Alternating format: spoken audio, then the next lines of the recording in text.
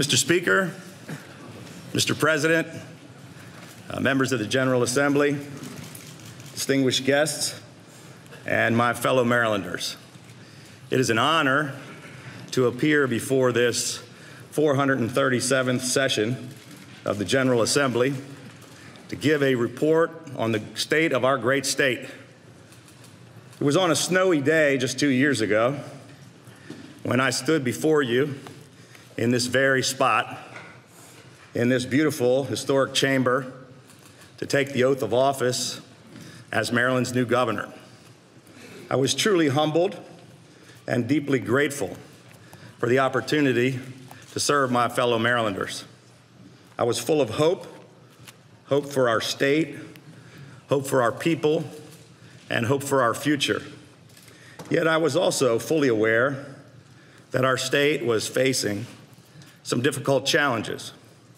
It was an opportunity for a new beginning and a new direction.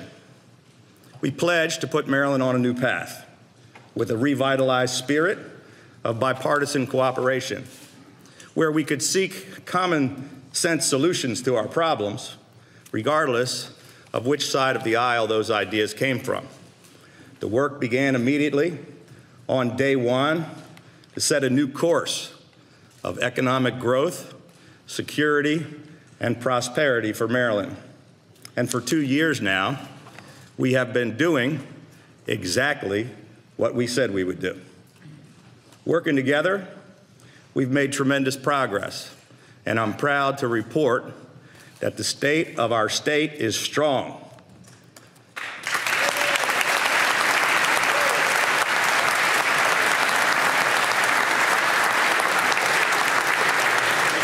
It's stronger today than it was a year ago, and stronger than it has been in many, many years.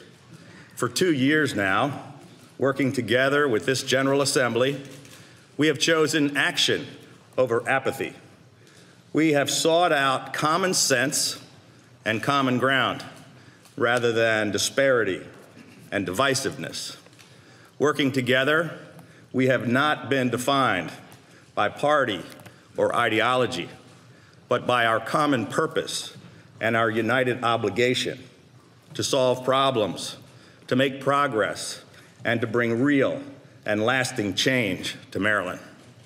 After 2 years of progress, Marylanders are heartened that the unifying promise of bipartisan change is being forged in reality. We've already accomplished a great deal, but together we can and we must do more.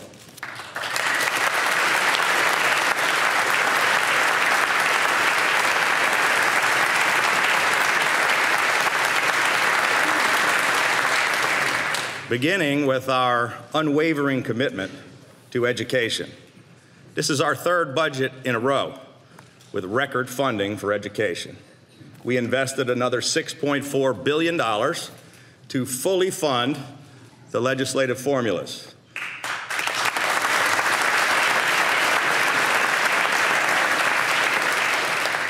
Every single penny that every single jurisdiction anticipated from the state for education is fully funded at 100%.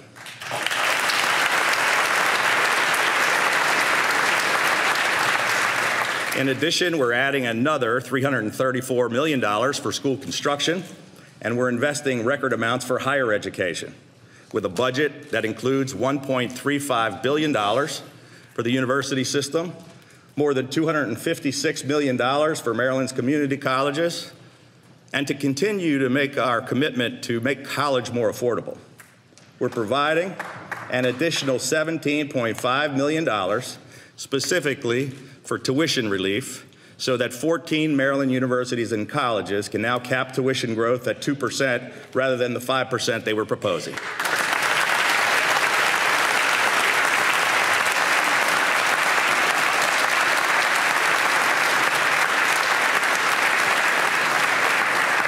Together, we are investing in our schools and in our children. Fully 2/3 of our entire capital budget goes towards education. We've already accomplished a great deal, but together we can, and we must do more.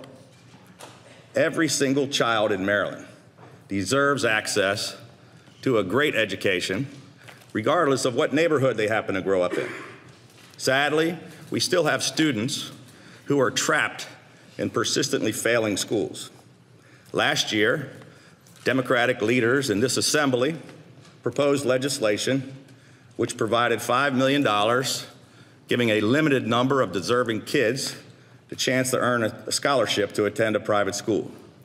Our budget adds $2 million more to this initiative so that we can have even more children have that great opportunity.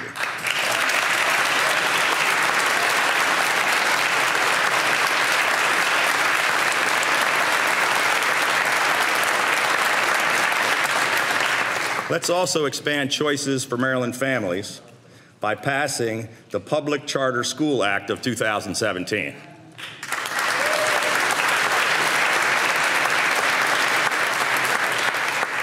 Last year, we brought the P-TECH Schools Initiative to Maryland, which is giving children a choice along with a real hope and real opportunities.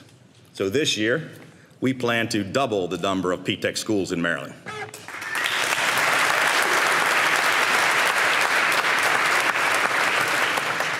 We're asking for your help to tackle the growing problem of college debt by passing the Student Debt Relief Act, which will allow Marylanders to deduct 100% of the interest paid on their student loans from their state income tax return.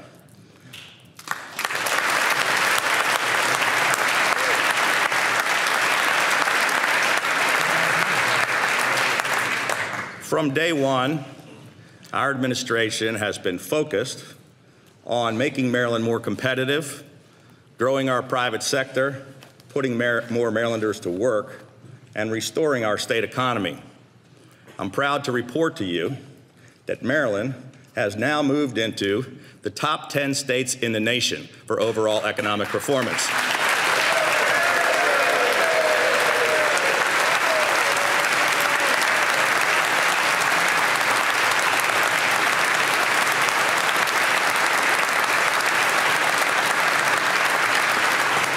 We've added 73,000 new jobs, and our unemployment rate has dropped to 4.2%.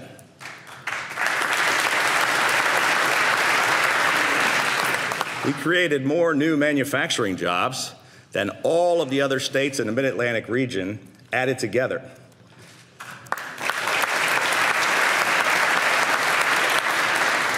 We now rank number 8 in the nation in the rate of manufacturing growth. Maryland is ranked as the 5th most innovative state in America.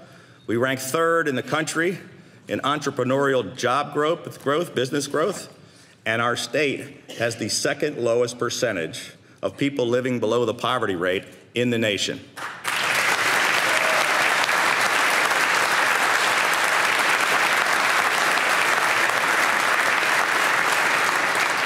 And Maryland has the highest median household income in the United States of America.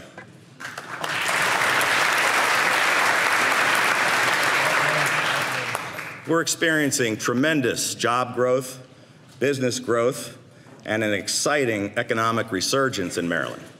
Businesses are returning to and expanding in our state once again. Maryland truly is open for business.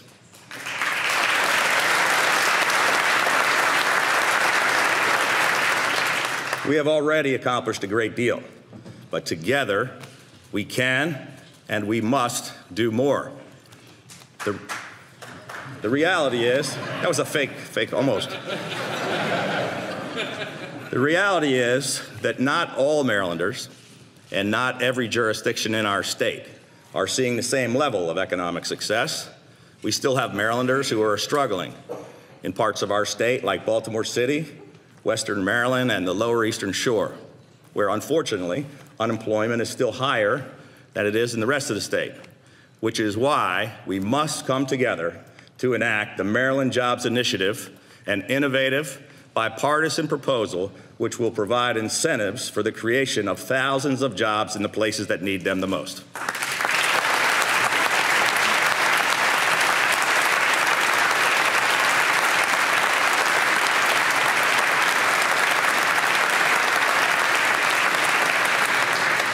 And let's work together to provide relief for Maryland's retirees. We're losing many of our best and brightest citizens to other states simply because they can't afford to stay here in Maryland. So once our national economy is fully recovered and we dig out of the state's debt situation, I want to reach the point where we're able to eliminate all taxes on retirement income, just as other states have done. But let's get started moving toward that goal right now.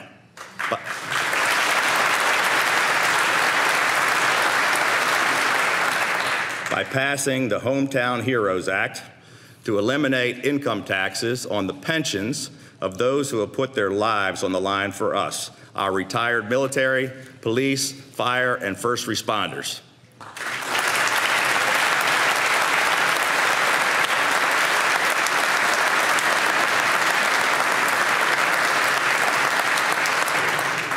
And let's work together to protect the integrity of our state pension system, which has an estimated $20 billion unfunded liability, by passing the State Retirement Choice Act for the 21st century workforce, which contains common sense reforms to pay down our unfunded pension liability and to create a sustainable retirement system for the future.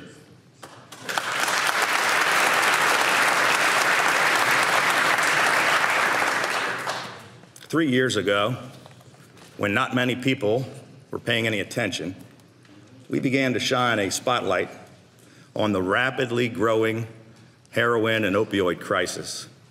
Just under the surface of every community across our state and across the nation, heroin and opioid abuse has been taking lives and tearing apart families and communities.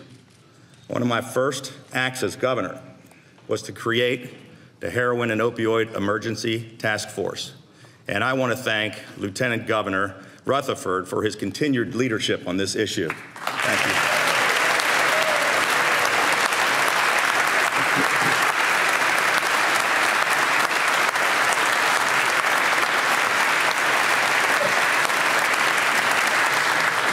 For 2 years now, together, we have all been committed to facing this crisis head on. Together, we made the investments to implement the recommendations of the Emergency Task Force.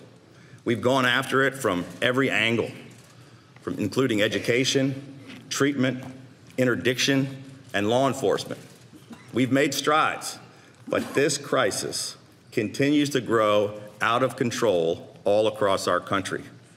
We can and we must do more to save the lives of Marylanders.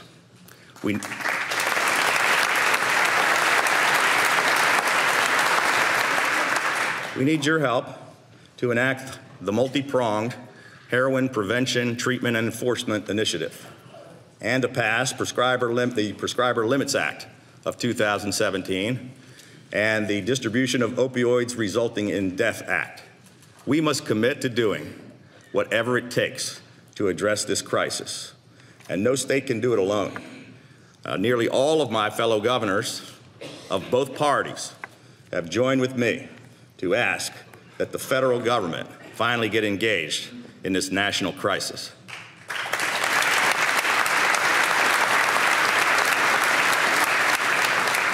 This rapidly evolving threat is going to take federal, state, and community partners working together to find real solutions and to help save lives.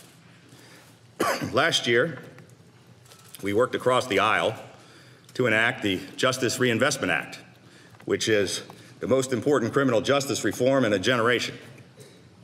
We worked to pass Noah's Law, named after Montgomery County police officer and a true Maryland hero, Noah Liotta.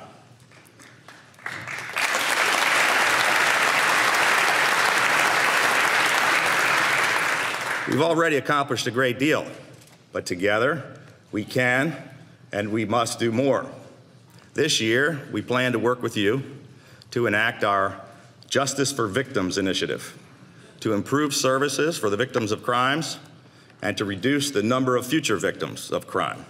Together, we need to enact the Repeat Sexual Predator Prevention Act of 2017, the Protecting Victims of Sex Trafficking Act, and the Repeat Drunk Driving Offenders Act.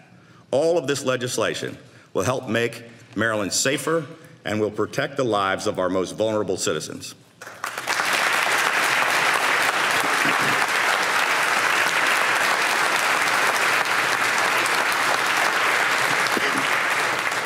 For the last few years, there's been a great deal of discussion and debate in these chambers around the issue of sick leave in Maryland.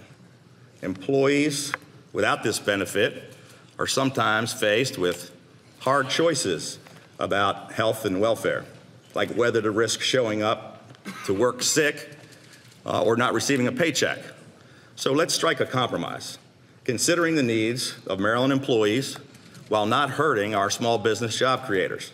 Let's work together to pass the Common Sense Paid Sick Leave Act of 2017, which requires larger companies to provide paid sick leave and encourages small businesses to offer paid sick leave by giving them incentives to offset the cost of providing those additional benefits. In this way, we can provide even more employees with the benefit without hurting the small business owners and without causing the loss of jobs.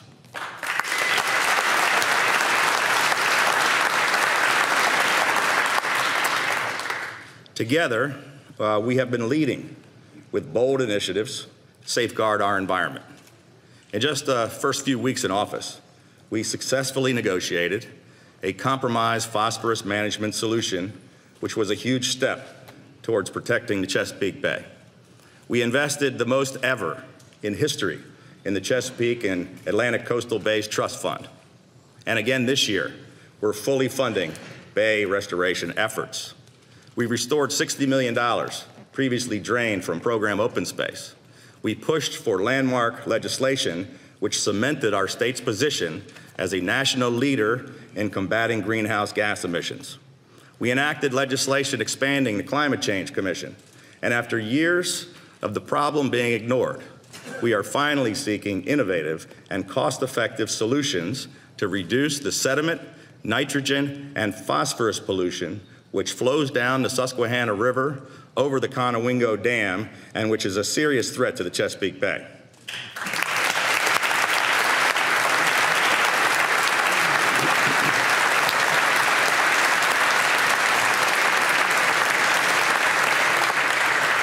Just a few months ago, on its latest annual report card, the Chesapeake Bay received its highest score for water quality in nearly a quarter century.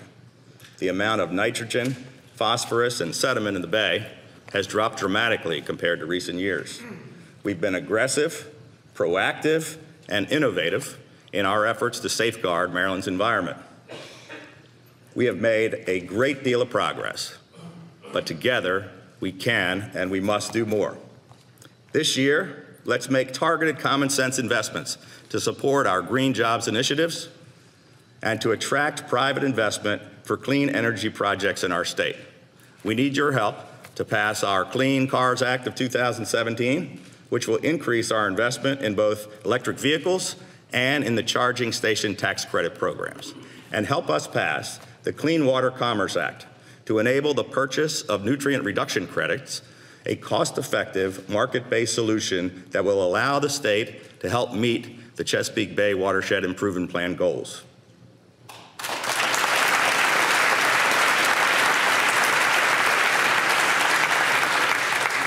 Two years ago, Maryland had crumbling roads and bridges and some of the worst traffic in the nation. Now, thanks to unprecedented investments, we are finally moving forward on the top priority transportation projects in every single jurisdiction across the state. We're fixing all 69 of the structurally deficient bridges which we inherited. We currently have 1,073 transportation projects currently under construction all across the state. It is historic and unprecedented. This much needed progress is strongly supported by an overwhelming majority of Marylanders. But we risk eliminating much of that progress and 66 of the 73 highest priority projects in nearly every single jurisdiction. So I ask again today, on behalf of the people of Maryland, please do not stand in the way of these critical transportation infrastructure projects. Let's repeal this misguided, poorly drafted, and fatally flawed roadkill bill.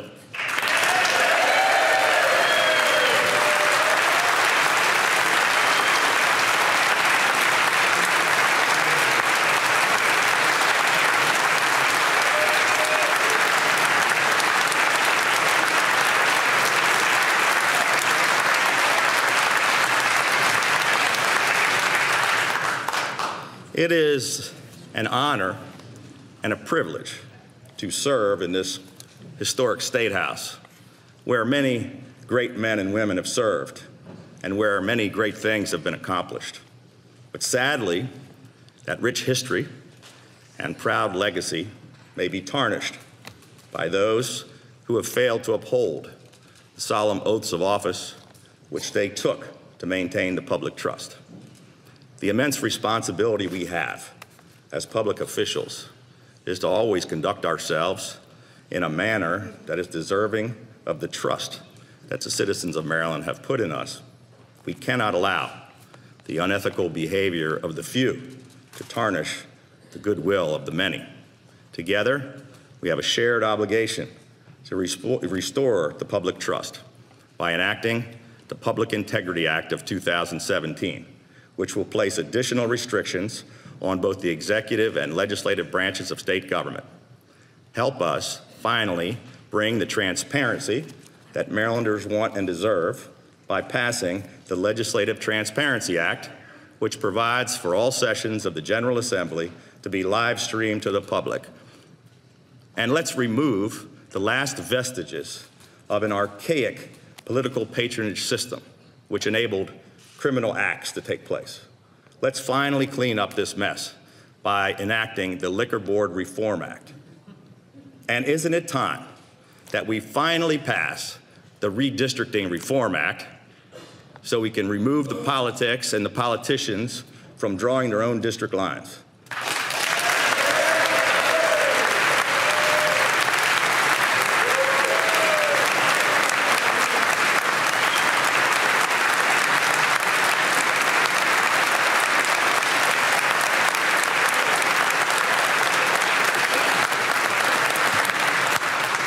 Free and fair elections are perhaps the most basic promise that those in power must provide to citizens.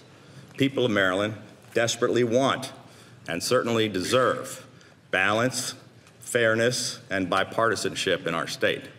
An overwhelming majority of all Marylanders, of all parties, and from all walks of life strongly support this legislation. But last year, this critically important reform legislation was hidden in a drawer. This year, the people deserve to have it come to the floor of the House and the Senate for an up or down vote.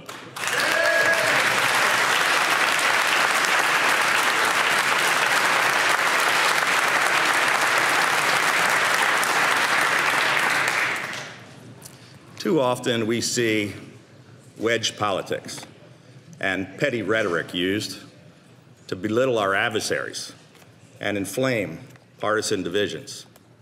In my inaugural address 2 years ago, I said, to those who would divide us or drive us to the extremes of either political party, I remind you that Maryland has always been called a state of middle temperament. I said that the politics that divided our nation need not divide our state. And I asked all Marylanders to seek that middle ground where we could all stand together. President Truman once said, progress occurs when courageous, skillful leaders seize the opportunity to change things for the better. No problem faces us that hard work, honesty, and courage cannot solve if we work together. Ladies and gentlemen, I just want to leave you with one personal thought. In my battle with cancer last year, it taught me some important lessons. I've learned that our time on this earth is much too short, and so we better make the most of it. And I believe that every single day, each and every one of us is given the opportunity to do something great. Over the past 2 years, Together, we have done many great things, and now we have the incredible opportunity to accomplish even more. Thank you, God bless you, and may God bless the great state of Maryland.